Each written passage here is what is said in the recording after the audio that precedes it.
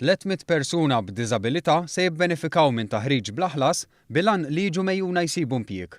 Dan bħala parti minn proġett ta' 3.3 miljun euro minn fondi Ewropej li se jara 6 ċentri tal-Aġenzija Support, wieħed minnhom Fawdex, jinbidlu f'ċentri ta' taħriġ għal dawn il-persuni.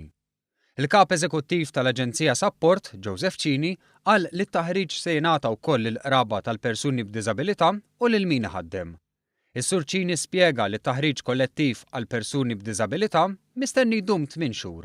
Il-persuni b'diżabilità taħriġ tagħhom se jkun dak formali u prattiku formali fis-sens kif jagħmlu CV, kif jmorru għall-interview għall-lan tax-xogħol.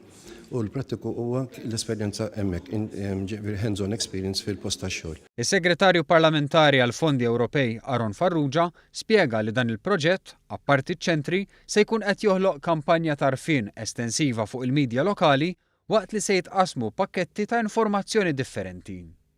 Spjega li proġetti bħal dawn juru biċ-ċar li dan il-Gvern u kommess li jkompli jżid ix-xogħol għal persuni b'diżabilità. L-antana huwa ċar ħafna biex indaħlu persuni b'diżabilità fil-workforce jgħixu ħajja indipendenti u ovvjament tikkontribut fis-soċjetà. Il-Segretarju Parlamentari għal persuni b'diżabilità, Anthony Agius De Celis, qal li dawn il-persuni diġà jingħataw ċertu taħriġ, iżda grazzi għal dan il-proġett, it-taħriġ se jkun wieħed iktar speċjalizzat. Ħajħares lejn il-persuna b'diżabilità b'mod holistiku, ħajħares lejn il-post tax-xogħol, ħajħares lejn l-individwu, jara l-abbiltajiet tal-individwu x'inhuma u jibni fuq l-abbiltajiet.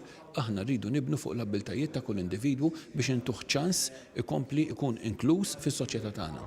Huwa temm jgħid li jemmen li taħriġ kontinwu huwa essenzjali biex persuni b'diżabilità jingħataw id-dinjità li jistħoq ilhom u jkunu kapaċi jgħixu ħajjithom b'mod normali.